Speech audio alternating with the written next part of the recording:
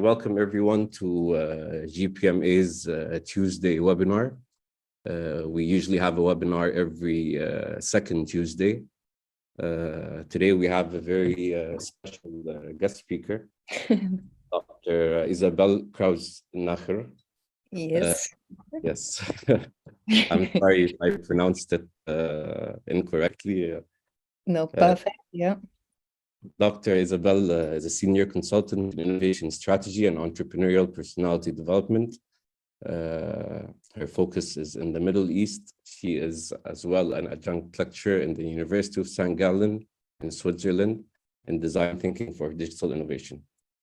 Dr. Isabel is a renowned innovation consultant for companies and educational institutions. She has offered worldwide customized seminars and consultancy with focus on the topics of innovation, entrepreneurial personality, and intercultural management. She has helped many companies to develop new business segments and focuses on trend research for innovation worldwide. She has been teaching for several years at various international universities in India, Saudi Arabia, Germany, and Switzerland. She has been in the design thinking scene for over 12 years now, teaching it with different focuses and doing projects and product service designs with all kinds of industries. Dr. Isabel lately is combining design thinking with personality coaching, passion, mapping methods, hence creating a unique program to unleash the entrepreneurial mindset and find the personal life and career path. With that said, on behalf of GPMA, I would like to welcome you once again, Dr. Isabel, and please feel free to share with us your presentation. Yes, thank you very much for the warm welcome. I see there's many participants, so yes. It's really a pleasure. Actually, I am German, and right now I'm in Dammam. I'm in Saudi Arabia. So yes, but Ahmed said it all from me. I have like 13 plus years of design thinking, all kinds of industry, and also teaching it around the world in different universities. Passion is also mentioned already. And another passion is, by the way, is Saudi Arabia. Since 2013 was the first time I was there teaching at Jeddah Al Hikma University. And since then I was in love with the country. And what is happening here is, it's really crazy. So I'm very happy now to speak in behalf of the GPMA. And now I'm just opening... I'm sharing now, Ahmed, right? No. Shall I do this? Yes, please. Yes. Free to, okay. Okay, good. Perfect. So, okay, now we have a little bit less than an hour. So this session is about, it's like, let's say, a preview of the executive program in design thinking, essentials for becoming a design thinker, that is starting in January from us. And so today it's just to give you a short introduction, making you curious what is design thinking, to see what you might learn if you attend our full executive program. So what is design thinking? First of all, we would say possibilities are everywhere. Like it's like a bundle of possibilities. Money is laying on the ground. What we need is this one strategy or a step-by-step guide normally to find, let's say, to make it an opportunity, to make an idea happening into turning it into innovation, into a product or services that is working on real life and market. So normally, how to make an idea to an innovation, and if you have read something about design thinking, you might know this Venn diagram. It's like we say, okay, we have 3 conditions to make an idea a successful innovation on the market, like, yeah, a big success. First of all, technically feasible. This was the mindset, especially, let's say, from the Germans. Always take the engineers, they have an invention, pushing it in the market.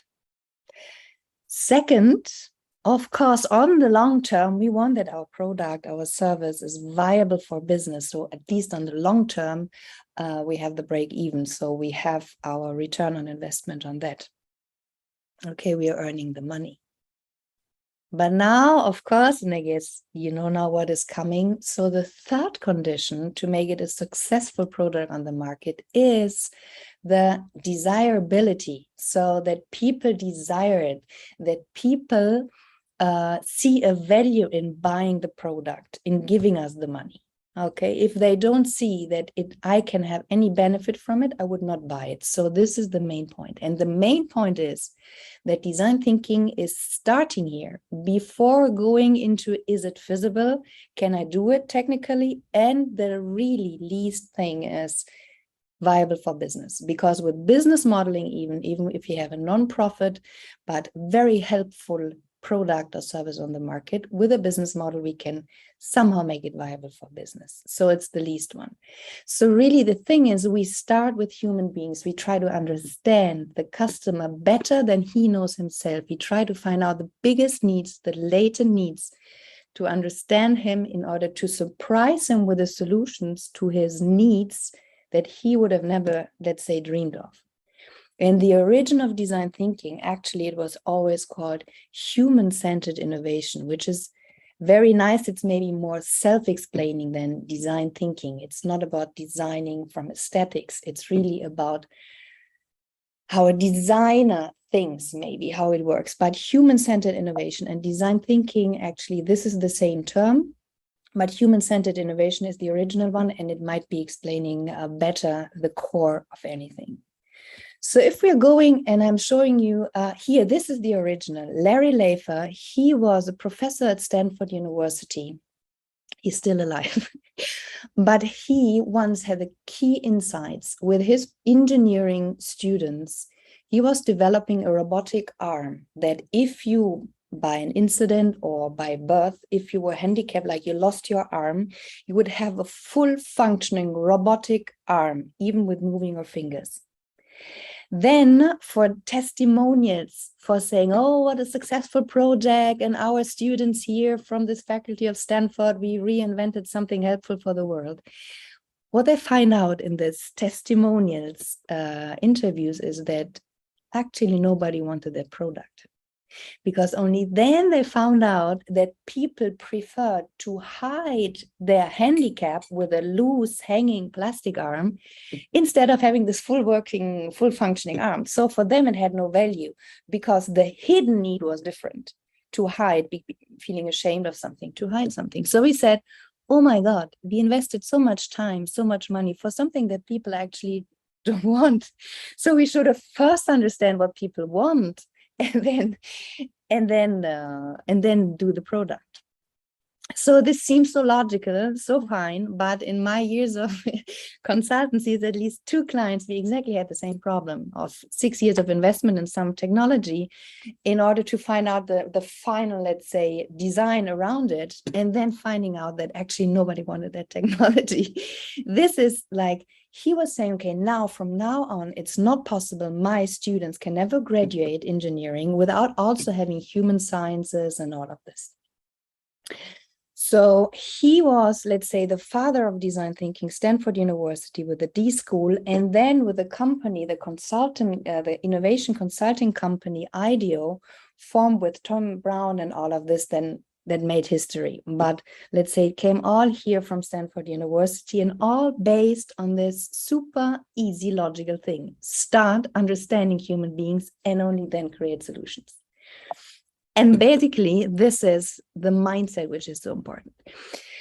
Some examples, for example, IDEO, I think it was in the 80s, the children's toothbrush. I guess nowadays for us it's clear. The children's toothbrush has this form. It was not like this in the 80s. So then, because normally it was saying, okay, please design a children's toothbrush. The logical deduction was children are small, hands from children are small, so we have to make a small toothbrush. But IDEO, doing good need finding, observing kids in their behavior, not only by brushing their teeth, but in general, when they are on the playground, whatever they do, observing the children in this age. And they found out that the motorics from them were super underdeveloped. So they said, no, instead of getting it smaller, it needs to be bigger than for an adult. So now this is the result of this. By observing deeply before deducting logically or before designing anything. This is a very nice thing also, is the Telekom Creation Center in Germany. They now establishing the design thinking mindset. When they have a project, the first thing that the project team needs to do is to empathize with the target group. And they have a special room in the Creation Center. This room this time is decorated to be a room of a 14-year-old, a teenager room. So the project members go in that room, lie down in the bed or whatever. They try to empathize, and how does it feel to be a teenager? Technologies they are looking for, book titles, stars and idols, whatever. And then only they start the project. So it's very, very nice thing, because there are many, many more things may be important. Then this is another side from design thinking.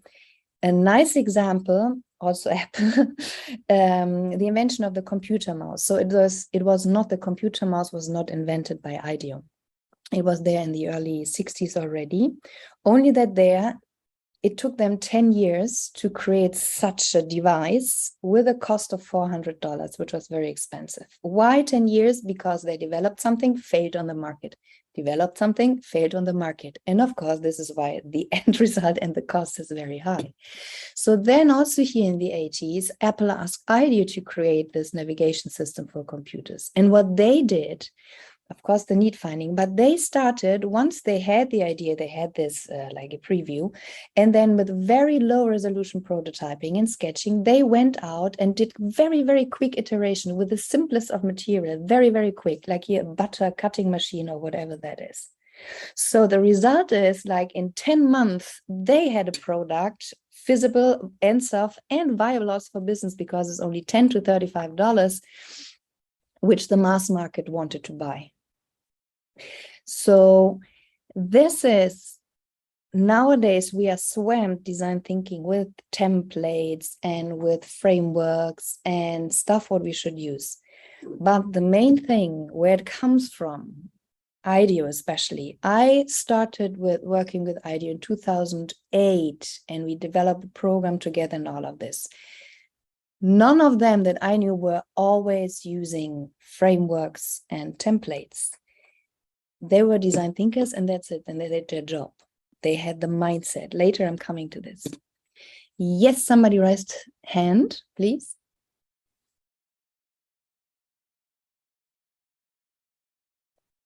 Is there a question? Okay.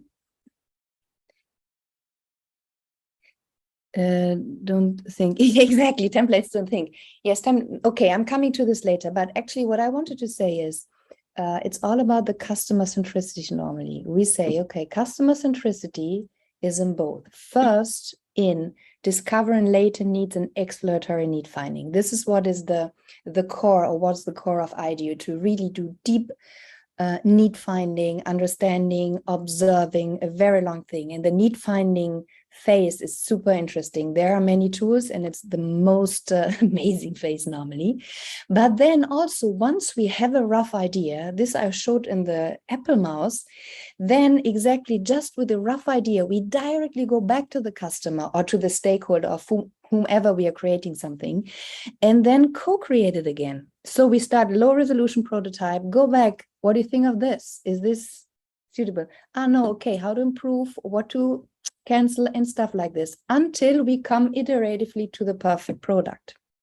Low cost, fail forward. Very, very important. So of course, this is what we know. Design thinking is a process. In the original one from Stanford, or what you see from D-School, we have understand and observe in one phase, which is empathize, then define, the synthesize, and then ideate, prototype, test.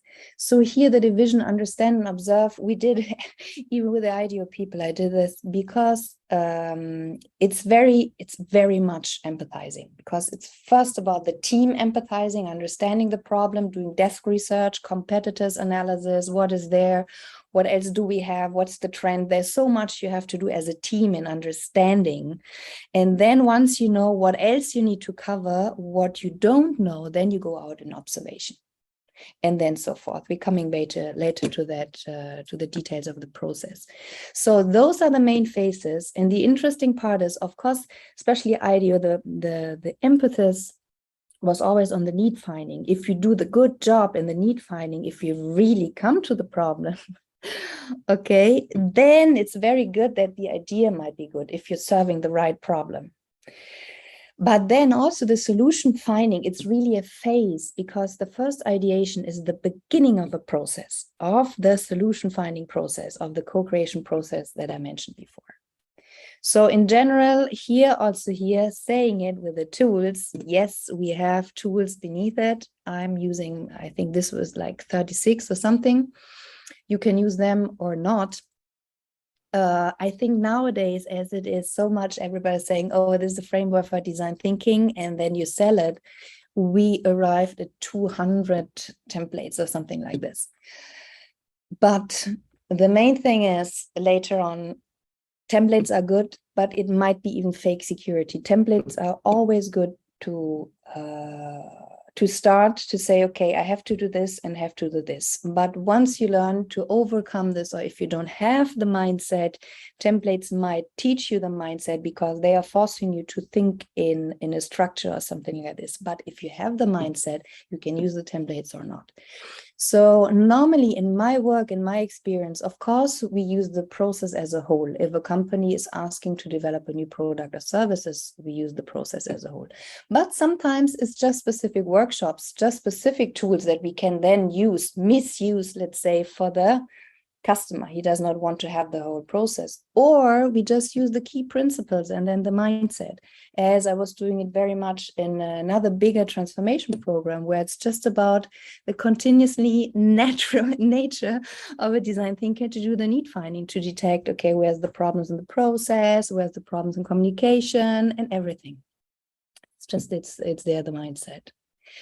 So the process, of course, even in our program, we will experience the whole process and we experience the tools. But doing this, I will always remind you and give you some exercises for your mindset. Because let's start now. I think now I need to open the chats also. First of all, be very open. People create their own world if we want them or not. It means if we have a problem, first thing we see if there is a solution. If there is no solution, we create our own solution. And that is interesting for the design thinker, because this means if I'm seeing something improvised somehow, okay, just good enough solution for something, somebody is expressing that there's a need behind. If I see the solution several times in several places, it means, oh, that's a pattern. There's a bigger need behind. So when I see a solution, I need to understand what was the problem behind, and then I'm giving you a professional solution for this. So this is the first easy thing. For example, very nice stuff here. This one. Actually, somebody somehow improvised and put this here in order to reallocate the water from here to the bucket. Obviously, the bucket was too big for the sink. If you see this several times, that many people have problems for this, you might think, oh, that's market opportunity. Okay, so you can work either on the bucket product to, I don't know, make it like this, or work here, or have a complete different solution of how to provide water, transferring from A to B. Very interesting. This one is very nice, a nice workaround, because I can imagine that even the small device as your phone, after 1 hour in your hand, it's getting heavy. Yeah. So if I have the next one, do I have one more? Yes, here, for example, it's an old one, but also it's very, very nice. Can somebody, what do you think is the need behind here? So what is this? What do I see here? Maybe just now use the chat.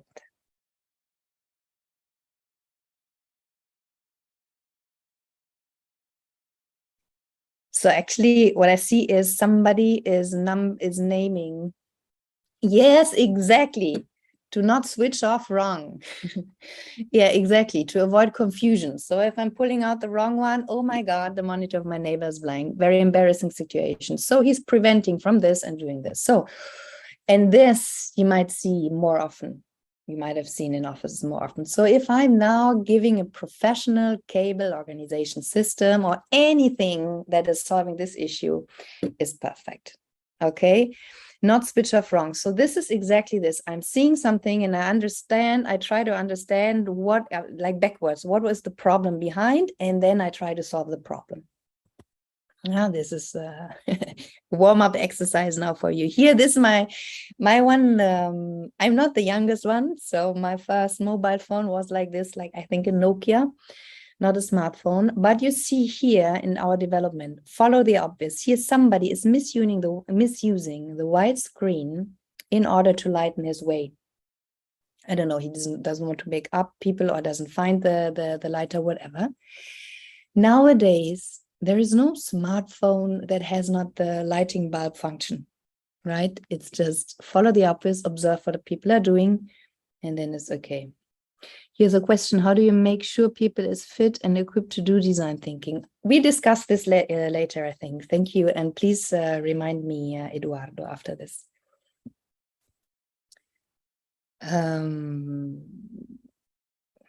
So let me, by the way, yes. Everybody, I can make you fit. Okay, so second, what is the second mindset? Second point. Now it's really up to you. Here, what you see, there's a motorbike and somebody put his colorful umbrella on it. Question now to you, why do you think did this person put the umbrella? What was the motivation behind? Now I need your answers in the chat. Keeping seats being hot. Yes, exactly. Protect from sun, let's say. Protect from heat. Protection from not getting wet. Yes. Sun, rain. Oh, here we have 3 even. Okay, identifying exactly to find your motorbike maybe. Yes, to find it easily. Okay. Yeah, protect from sun again. I think we might have one more reason.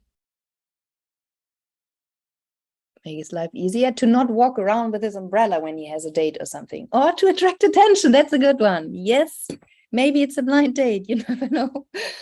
Okay, so the thing is, of course, now it's not that we are a team, we are too many people, but the thing is also what a design thinker is never working alone. A design thinker is always using the power of a heterogeneous team. It's all about the team. It's using the team power. It's like we can say, okay, we stand there and wait until this person comes back and asks, so why did you put this umbrella? And then we get his motivation and say, interesting. Maybe in another way we can solve this problem like this. What we did in our team, we multiplied our opportunity areas, because it's not only one that he would be saying, oh, I wanted to protect my my seat from heat. Okay. Now we, with our different glasses, look different at this. And one of us is saying the motivation behind might be this, or it might be another one. So we are not having the opportunity of just focusing, finding problems, what solutions to what he's saying us. But we now have like 6 or I don't know, I didn't count, 6 or 7 opportunity areas. And in each of this, we can come up with a professional solution. Yeah, so the heterogeneous team is really the main and the starting point. Even I should have make this even as the first principle, but because before we start any project or anything, the team building is crucial. The selection of the members of the design thinking project, from personality match, also we're doing funny exercise also for this, but from professional background, because we say yes, each of us has his vision, from cultural background, professional background, whatever. So each of us sees the situation or a behavior from a human being or the problem itself from one point. If we have more people, more perspective, we get a more holistic point of view.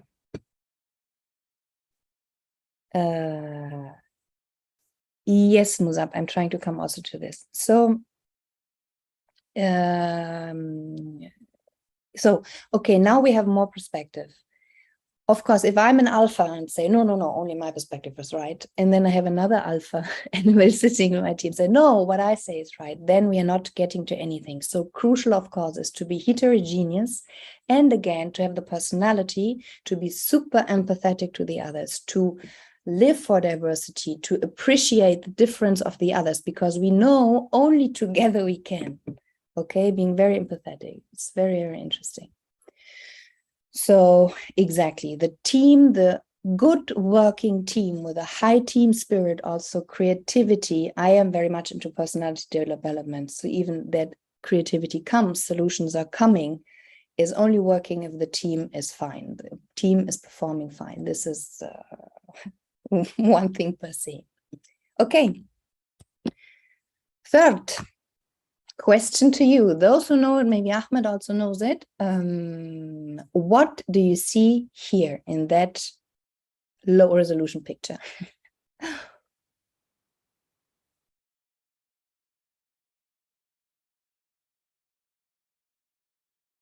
Who sees what in that picture? There's a cow. What else is there? Smoke, a dog. Here already something coming in from up. I see often.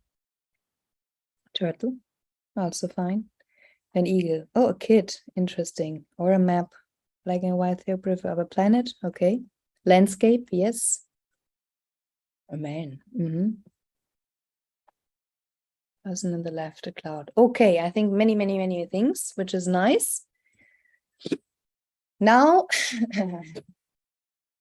I guess now we see, okay, if I'm looking down, now it's a cow. Okay, I see that this is the scalp of a cow. Now it's interesting when I'm asking again, what do you see now?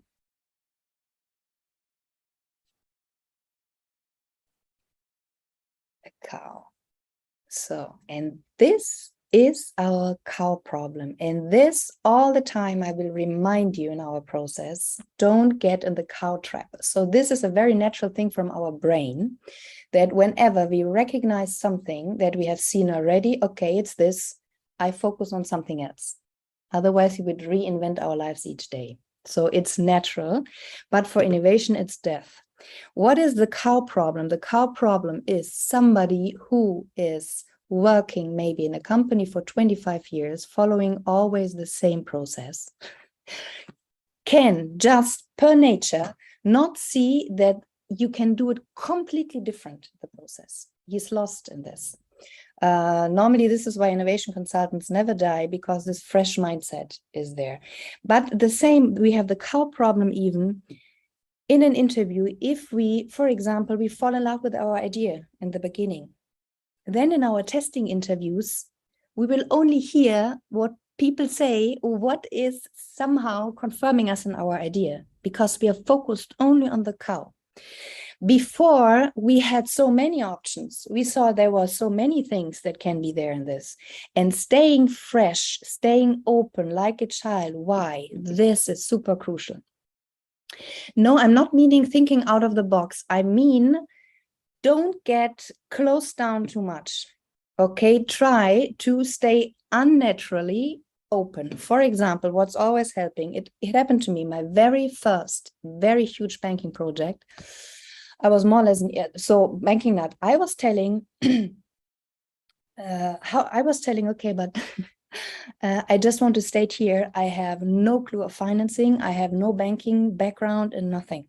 And they said, exactly, this is why we need you in the team. Because I would do questions like a child. I would question everything, because for me, nothing is for granted. Be it the process, be it the look of a credit card, be it the look of an ATM machine, nothing. And this is what is to make questions, to challenge others. This is it. I have here, Eduardo, you said, okay, how do you do that? Exactly, how do you do that? It's hard. There's some tricks into always force yourself to ask why and why not. Okay, you can train it with little exercises, but it's mainly try to be a 4-year-old like mine.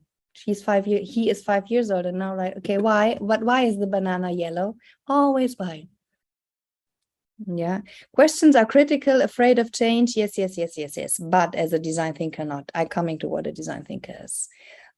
Questions, I need to have questions. I need to be challenged. Even me, I need you to challenge me all the time, because this is interesting. When you challenge me, something is not right for you. So your perception, or I did something in a way that it's not good for you. So for me, it's always a need finding, how can I be better?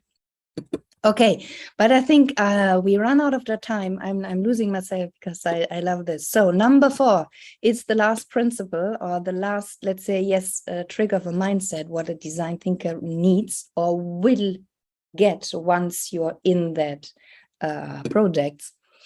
Need finding before solution. So yes. Ahmed, just for the sake of time, I'm now unsure what shall I do here. Many questions always in the chat, like, please, is there any correlation between design thinking and UX design?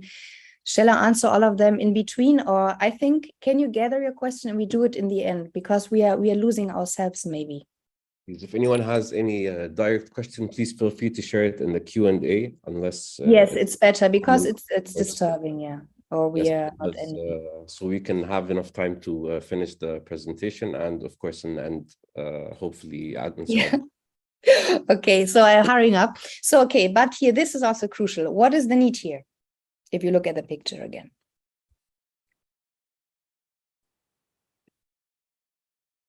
She needs a ladder, exactly.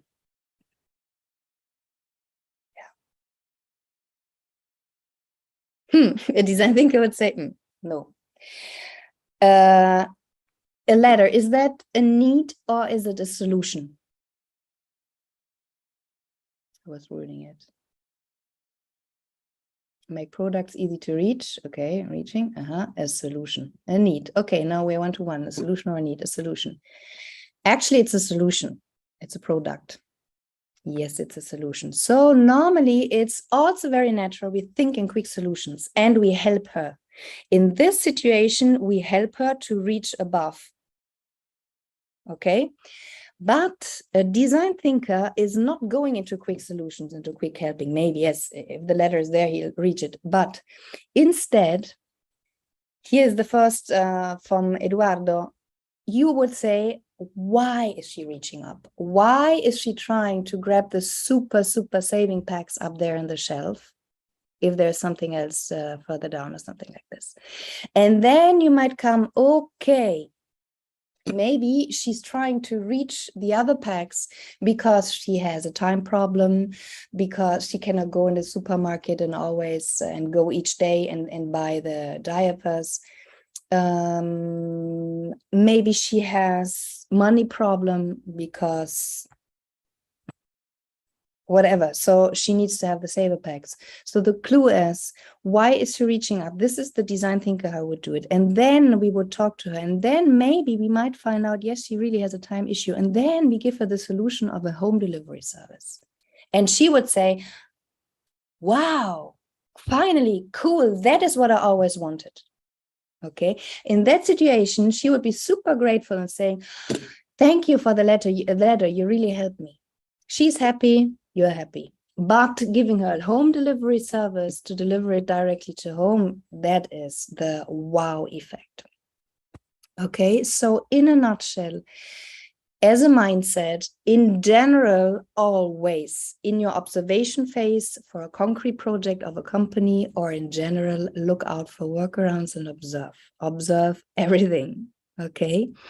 Then we had, and then before you kickstart the selection and the setup of the team, use the power of a heterogeneous team of different professions, if it's possible. So if the project is technology based, then maybe one engineer inside, but one human science, one, I don't know, completely off, one of the other employees, whatever. Make it heterogeneous and make them work. Good team building is it's very crucial. Only a good team can go.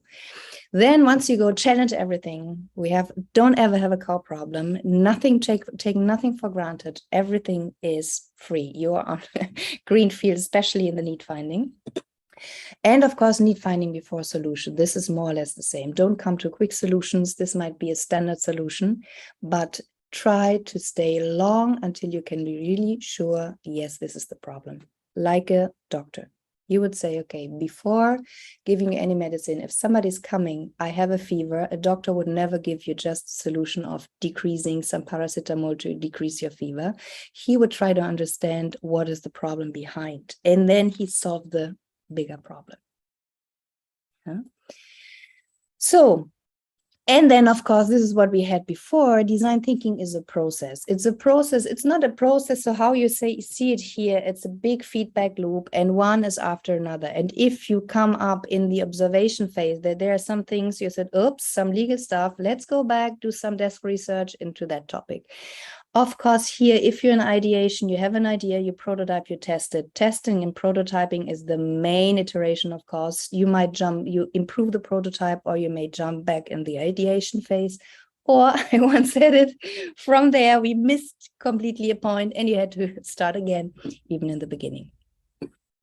Design thinking is to start right from the start. Yes, if the need finding is done well, so if you have the right needs, then you can start with a solution. So the solution needs to gain the right needs. But even then, if you have missed something here in the solution finding phase, we'll always, especially in the beginning of the testing interviews, we'll have a kind of need finding, like a testing if our assumption is right, the interpretation. So what has missed here, it will come out here that the solution is wrong. And then you find out why the solution is wrong, because it does not fit your need. And then you have to come back. What is the real need behind?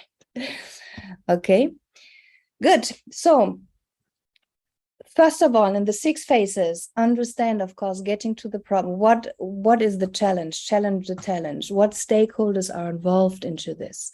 What do we know? Competitors, trend research, what have we done in the company before, and stuff like this. Failures, everything. We make the team as a mini expert, including, very important then, to conclude with what do we not know. What do we not know is then the basic for the next observation phase in recruiting. Okay, and what do we not know, and from whom are we getting the knowledge? How are we gaining the knowledge? What kind of observations do we need? What kind of interviews do we need? What kind of other self-immersions, whatever do we need? Yeah. So, and then observe there are many observation tools. The key then is, of course, the design thinking interview. It's an interview in context where you immerse yourself in the situation of the stakeholder to understand and feel him.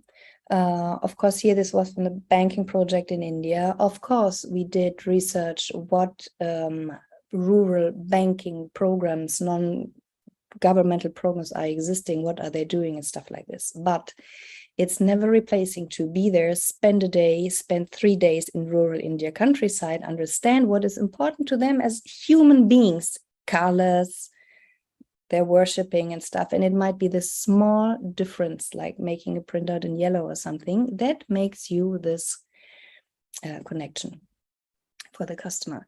Synthesize or define in the Stanford. Synthesize is now we are having a lot of information. We have done interviews, observation, field research, other stuff. We have our stake, everything. And now we try to understand, okay, what is behind? Does anybody else has problems with hearing me? I hope not. Okay, so in the synthesis, good.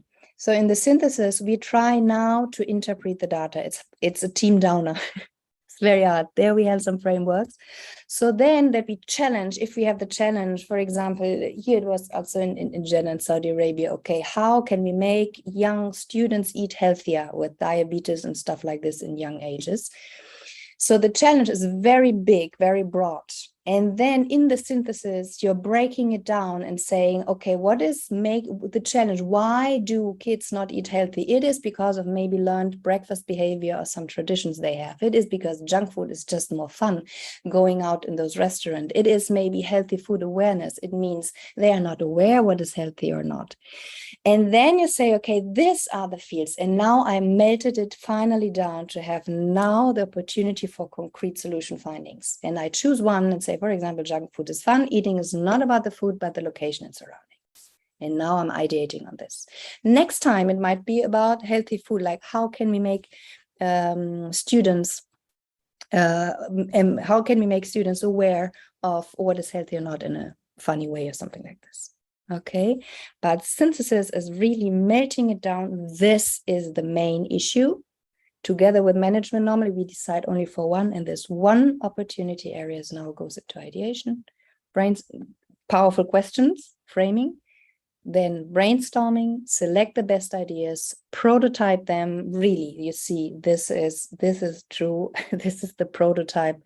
Low resolution, okay, if it's an app, or here it's haptical, a little bit advanced, but still you see it's a prototype. And the prototype, of course, is the means for testing it in the real life situation. Yeah, and there you go back and forth. So here we have this 6 phases, 36 tools, and much more, however you want.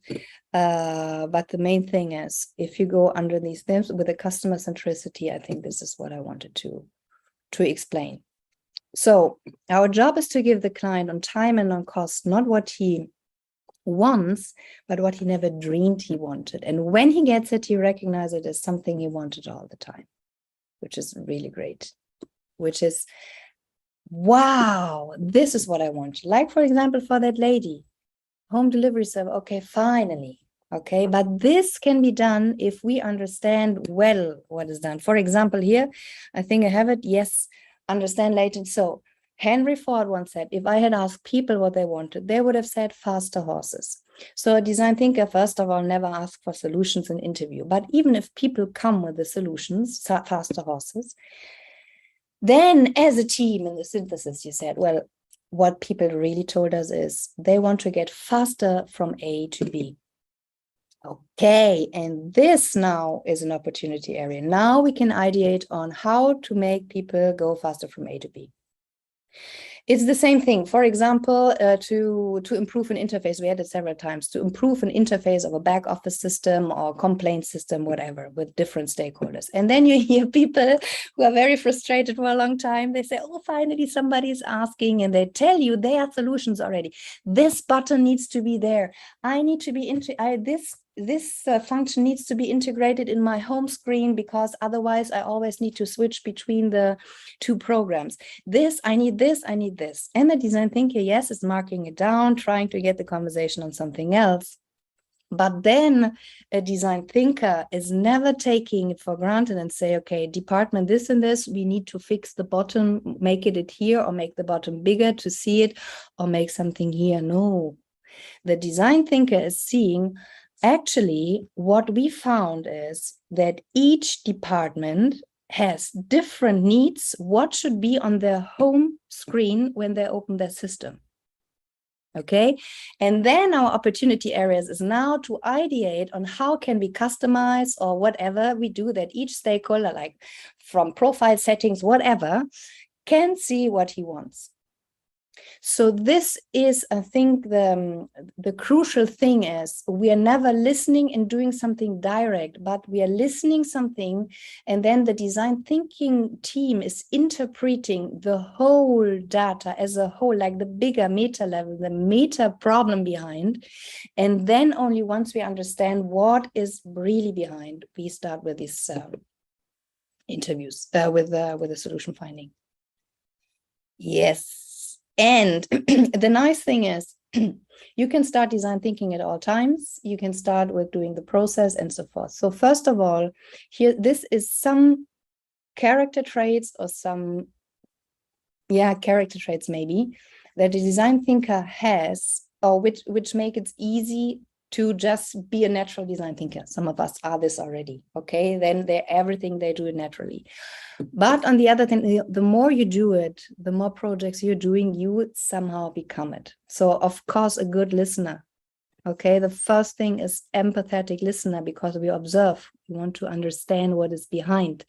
We are curious about people. So exactly, a good listener is together with being curious. We always ask the why. Not all people is natural critical, exactly. But this is what I'm saying. If you're not this, normally once you're doing it several times, you become it. Because you learn it somehow, because in the beginning, I'm forcing you. Okay, so what is behind this? Why is this behavior like this? Why does everybody have the problem? Interesting. Why do people like this and why don't they like this? Why go they to a better? It's always the why behind. It's always being very curious. Then, of course, open.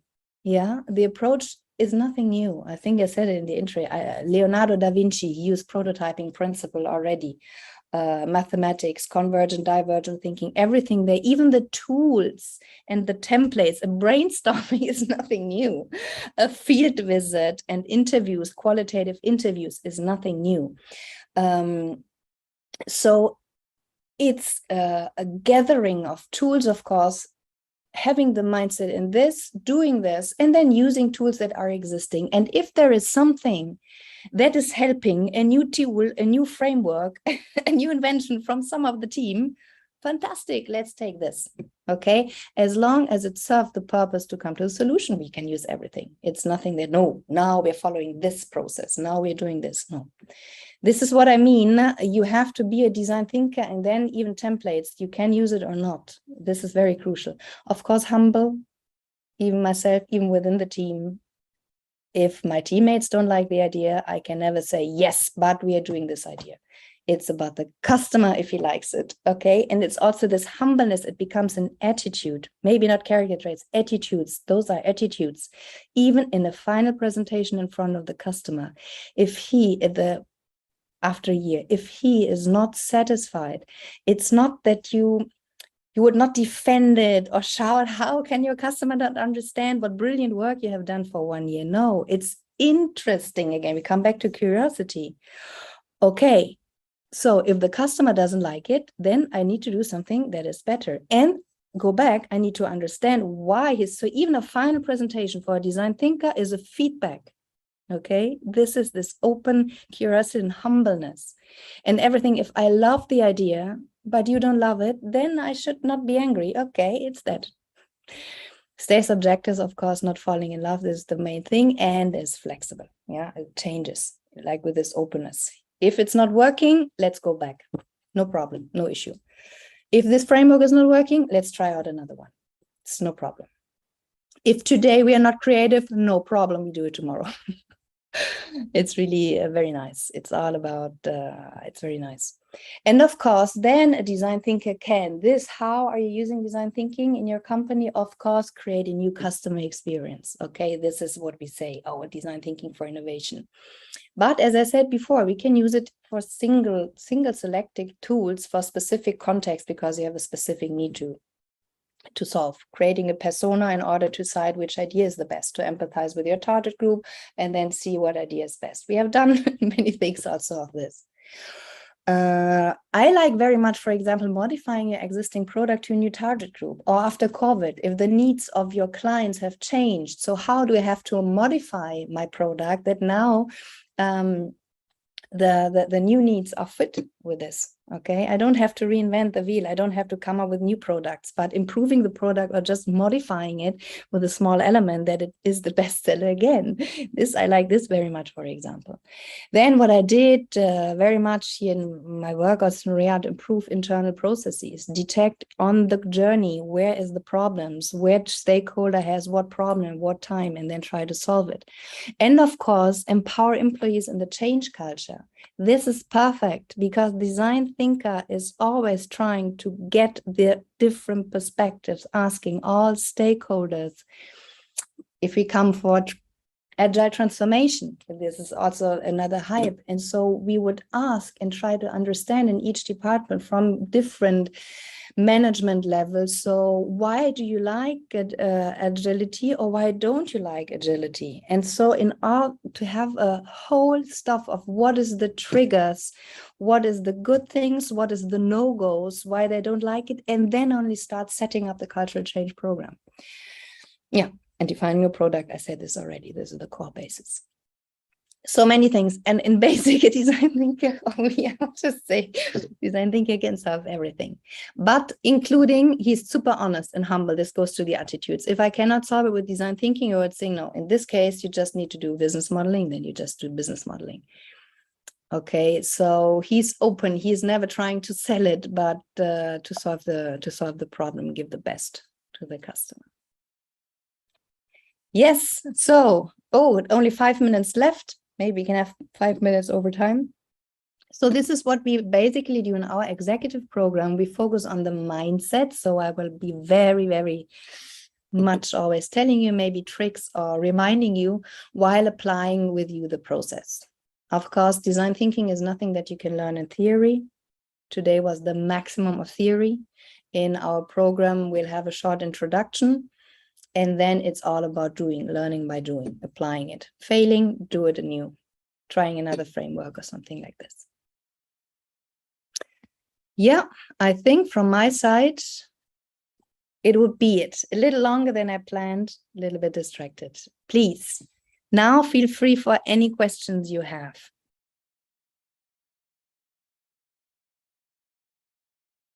Thank you so much, Dr. Isabel. That was indeed a very rich and informative presentation.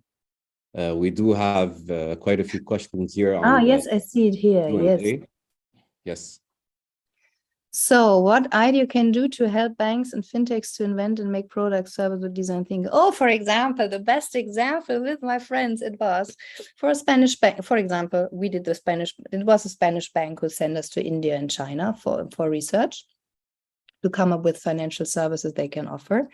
Or IDEO is very famous. It's in New York in the in the MoMA, the Museum of Modern Arts, to reinvent the ATM machine. There, it's beautiful, like designing an ATM machine which is super usable. You can use design thinking to improve the internal processes, as I said, even there. If it's a bank or any industry, it doesn't matter. Yes, you can improve a bank app. It's better to ask the customer what he wants rather than what she wants. Could we make the customer involved in the process of design thinking? Actually, that's a good question. But actually, yes, the customer is always involved in the design thinking. So first of all, no, we're not asking the customer what she wants or he. This is, I think, in the example of faster horses or of an interface I tried to explain.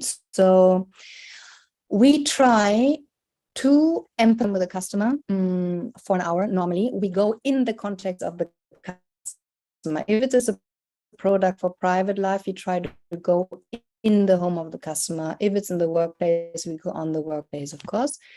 And we talk with the customer like this and say, interesting. So what is your day-to-day life? What are you doing? Whatever. Then, can we see it? Can you show us how you're doing it? And then she might, if it's a computer, then she might on the computer and guide. And that's interesting. What are you doing there? Then you see how she's trying to see the real life of the customer. And of course, you ask what is most unnerving to you? Why do you like this? Why don't you do like this? And all of this. And then only in the end, let's say, we might ask, like, if there's no budget restraint, your boss would confirm everything you wish. What would you do to change? Okay, to ask her for a solution. But mainly also this, as I said before, if we get a solution as an answer, for us, it's only one of the ingredients for us to understand what is important to the customer. And then, exactly, so we brainstorm but not what she wants, but how to solve her problem. So we do the customer interviews. qualitative interviews, minimum 25 in all stakeholders group, one staff. We have done our other research, and then we interpret what I said before, what she was really telling us, what was the main problem, and then we brainstorm. And then, of course, as soon as we have something, we go back to her. We go back to the office, show our prototype of a new computer program and say, okay, what do you think of this? What do you like here? What not? What shall we change? Anything we're missing? Do you have any more ideas? And then it's more concrete. The testing phase is much easier for both, for the interview partner and the one who's interviewing. I hope this answered the question. So you have said it's natural to our brain, but to innovation, because I didn't hear it. Okay. Yes, it's natural to our brain. What was it? Or was it the cow problem? That whenever we recognize something that we saw already, yeah, it's this. And then we focus somewhere else to not reinvent and question our lives and ourselves each day. So in innovation, it is like death, because once we take it for granted, we are shrinking down our opportunity areas. Okay. Also there, even if people are telling us, yeah, but we did it like this all the time, but then with easy question also, like, you can break it up by reinventing, for example, what you did in the competitors analysis and say, okay, imagine, how can you do this? Is the process doing on this? And then you see, okay, might be possible also on this. So normally we say the customer being into something is not able to see it, but we have to stay fresh. And this is why I said in the setup of the team, it is very recommended to have at least one person who really has nothing to do of the topic, being a banking background or whatever, or somebody, if it's in biochemistry, highly engineer or engineering, whatever, that you have someone who is just not into it, because he will then question. He will, if you cannot do it because of your nature, because you understand everything, you have seen so many similar things in the industry, take someone who's not doing it. Yeah. How to ask the right question the right way. That is very interesting. So this is in our executive program, for example, we also have time limitations. We do it differently, but this, how to ask the right question the right way, is an interview. How can I say? It depends. It's your empathy. So we never have like a survey when we go out. We know per stakeholder group, what is the key information, what knowledge do we want to gain out of the interview?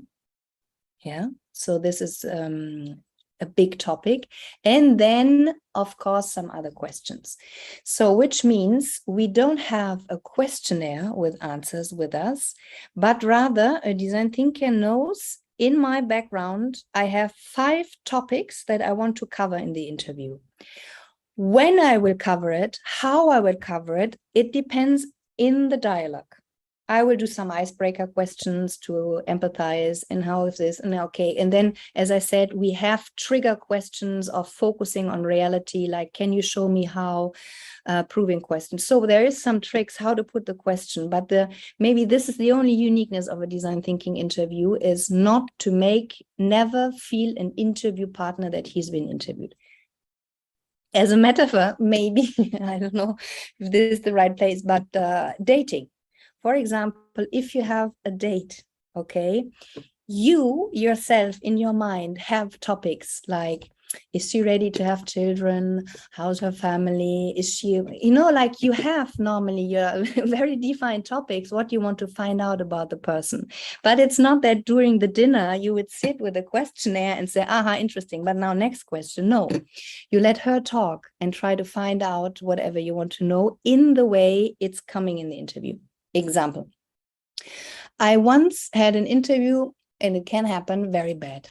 After 15 minutes, there was no empathy. Somehow it didn't work. So normally you go always with 2 people. Yeah, it didn't work, but also with the other, she was just not really responding. And then you say, okay, thank you. Actually, you gave us a lot of insights already. I think we can stop here. Okay, shit happens. Not gone well. In another situation, same project, we were introducing ourselves, our project, referring to the email for recruitment we did and say, thank you, blah, blah, you know, this is the project about. Can you tell us a little bit about? And then that one was talking more than an hour, unstoppable. Us only confirming, well, oh, interesting, or nothing else. No other question. All our topics were covered. And we said, okay, thank you and goodbye. Or in an interview, it was normally once is there as a role, somebody is doing the dialogue, concentrating on getting the dialogue, the empathy, the conversation going. And the other one is responsible to take the notes, to observe surroundings, to observe the mimics and stuff. So in this case, I was the one talking, but somehow my interview partner always looked at my colleague. Somehow they seemed to be more empathetic to one each other until I just gave a sign to my colleague and said, okay, Thomas, you overtake, I'm doing the writing room. Then you switch. So it depends. But I think if you keep in mind, design thinking interview, the feeling needs to be like in a date, empathizing with the people, have a conversation and a dialogue, give an answer, and find out as much as you can about the person, covering your topics and more, of course. But this is a special topic in design thinking, how to prepare interviews. Okay. Oh my God, I thought this was all. Okay. Let me, design thinking to think right from the start, isn't it? Yes, exactly. I think I answered this shortly. No, it's not thinking right from the start. Actually, it's not thinking, it's observing. It's observing, and being open until in a team you put the objective data and then you think what is behind. The thing is not to think right from the start, but to do it right in the start and exactly to be observant and open and question everything, to have all the mindset that I said before when you go in the need finding phase. Okay. And then to have, in order to find the right needs, the right problems. If I don't have the right problem, I can have, my solution can be as good as it is. But if it's not giving you the value because it solves a problem, then I will not sell the idea. So crucial is, of course, to detect what is the problem. And I said, if you didn't detect it in the solution finding phase, if you do it well, normally we say at least 3 iterations of a product, then there will pop up what you missed. Yeah. Then how do we equip people to make the right questions? Okay, I think this I could answer already more or less. So what's different between design thinking and system thinking? That in this moment, let me come back to this later, hopefully. How do you make sure people fit equipped to design thinking? Yes. Normally you take the people. So normally you take the people with you in the design thinking project, or you train them. Normally you get to have it depends. If a company is asking, can you give us, can you develop a product for us? Or we come with a team and do it completely independent from you. But normally our way is that we involve a selected team and let's say use them. It's like they are not getting really trained on everything, but they're getting with us and they learn something. And if they want to have more, they get trainings, of course.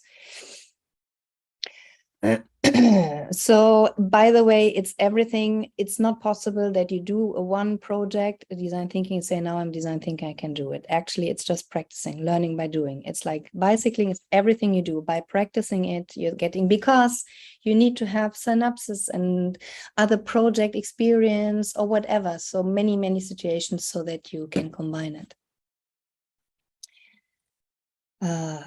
I see and understand design thinking to prevent any future problems and cost-effective strategy and invest in resources.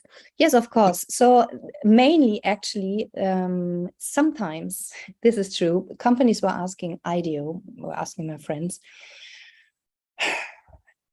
No, let's say it this way. Design, okay, 2 things. I think more better now to answer this question is cost-effective strategy. What design thinking is doing, especially with failing forward when it comes to the usability testing. First of all, yes, we can stop in the need finding and then in the ideation. We did a good need finding. Now we have the idea. Perfect. We go out. No, the design thinking is preventing you from failure and wrong cost expenses because we do the prototyping principles. So we go out with the idea and test it and co-create it together with the customer. So whatever is there to fail, we tested it already. We have testimonials who would even tell us what price they would pay for the product if we done our testing well. So the risk of market failure is very low because it is already a risk. And then a design thinker is inventive. Fake it until you make it. Okay, then the high resolution prototype, when you have a mass test, market test, okay, a fake homepage or whatever, and you see if people buy your products before really you would produce any of the products. They're creative also in this, but it's really everything to reduce the risk of investing in something that is not wanted by the customer. Successful diplomacy. I don't know what you mean. I see and understand. Design thinking is successful diplomacy. Well, in general, design thinker just tries to understand what's your need. And if I did not fit the need with a solution, I try to be better. If it's still not good, I try to be better.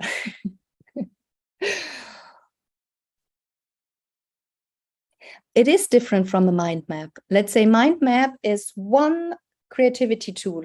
For example, like in design thinking is a whole innovation approach with its step, and the mind map would come as one tool in the ideation session. So you can do brainstorming, you do brain writing, morphological box, you can do mind mapping. This is one creativity tool, we call it, for ideation.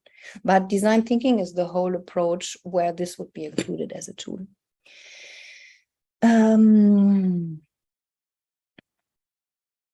Yes, maybe exactly. Maybe people are already left who put the questions, who raised their hands. Can you talk now?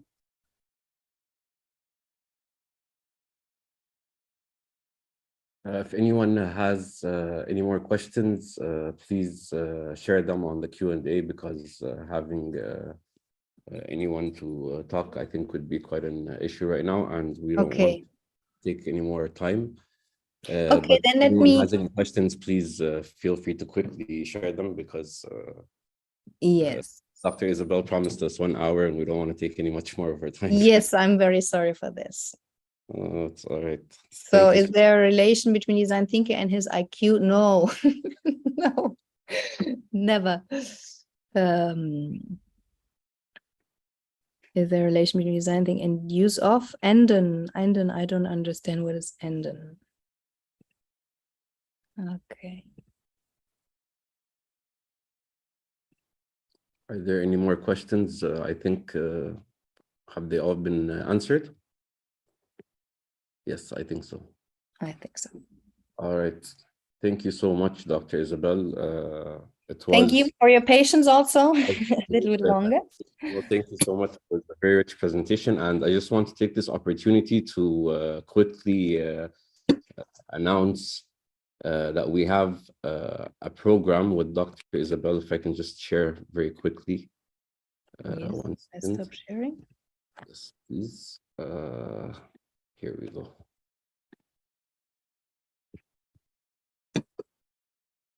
Okay, so just very quickly, I want to announce that we have a program with Dr. Isabel that will be on the 14th of January. It is an online program, and so hopefully anyone anywhere around the world can get the opportunity to attend it. Very importantly, I don't know why this is not moving forward. 1 second. Because, yes. For those in the Middle East, hopefully it is convenient for them, because the program will be 4 sessions in the afternoon. It is online, so I think it's a very good opportunity to get a more in-depth view of everything that has been covered in more details. And as GPMA usually does before its programs, we usually have a few limited seats, which are free. And please, if my team can share them in the chat. We have a scholarship. It is Just very basic research which could be done. We have 3 more days actually for the deadline of the scholarship. So I think the deadline, yes, it's on Friday 23rd, 12 p.m. GMT, which is KSA local time. And the scholarship will be announced on our Instagram channel on Saturday the 24th in the evening at 8 o'clock. I'm sorry, I didn't write the time, but we will make sure that anyone who does submit will get this information. The announcement will be on Saturday, 24th of December at 8 o'clock p.m. I hope the links are being shared in the chat. Let me check very quickly. Yes, okay, so if anyone would like to register in the program, the link is in the chat. If anyone would like to get the chance Please do. Please do apply. It's yes, I think it's a very good opportunity to get more a larger insight of what we've been speaking about today. The scholarship will we have 3 more days until Friday, 12 o'clock p.m., 12 o'clock GMT plus 3 for those on the other side of the globe. The requirements, I just saw a chat right in one of the questions right now. The requirements for the scholarship, it is, let me go over it very quickly. It is in the post right here. And of course, through the link, you will get an idea. You have to research a best practice example of a product or service that was done with design thinking. This could be done very easily through online searching, but of course, trying to find the most creative and the most effective one is what will get you the opportunity to be from the top 3, which will be chosen to get the fully funded scholarship. What we have to do is write 200 words about how design thinking contributed to the success of the specific product or service. The submission is done through this link, which is right here on the right, gmacademy.org/SCEBDT. And the deadline is, once again, Friday, 23rd of December, 12 o'clock p.m., 12 o'clock GMT plus 3. The announcement will be the next day on Saturday evening. Which is German Christmas Eve. Yes. Christmas present. So we're supposed to be giving you the Christmas present, but it's the other way around. So I think it will be at 8 o'clock p.m. KSA or 8 o'clock p.m. GMT plus 3. I hope the link is being shared. Let me check again. Please, Ahmed or Minna. Yes, make sure that the Instagram link is shared because that is where the program will be announced. And of course, where the scholarship will be, should be submitted. Yes, the link is right here. And of course, for anyone who would like to directly apply, this is, let me go back very quickly. The link is, well, it's shared because, yes, it is not here. Okay. Let me see if there's anything else which we need to cover. Yes.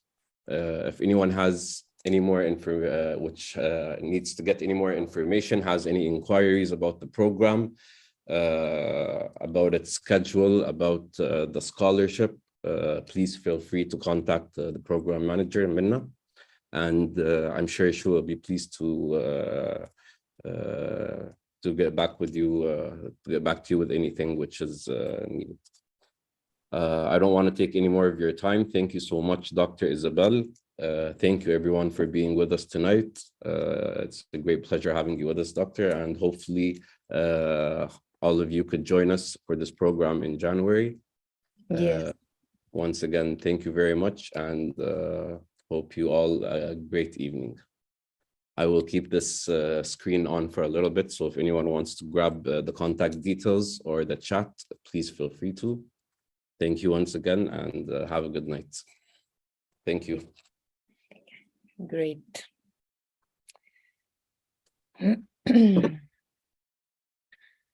There was one question if it is available, the recordings. I think it's somehow yes, but I'm not. We will be sending the recording by email within the next 48 hours. Oh, Everyone, there's already YouTube yes, link. there's a YouTube link and My will be God. sent by email. Mhm. Okay, that was there was one question if it is available. Sorry, I didn't catch the question. No, I was opening the Oh, YouTube okay. and it was just it. Yes, thank you and good night. Thank you so much, Dr. Isabel. It was Mhm. great having you with us, and see you soon. Yes. Okay.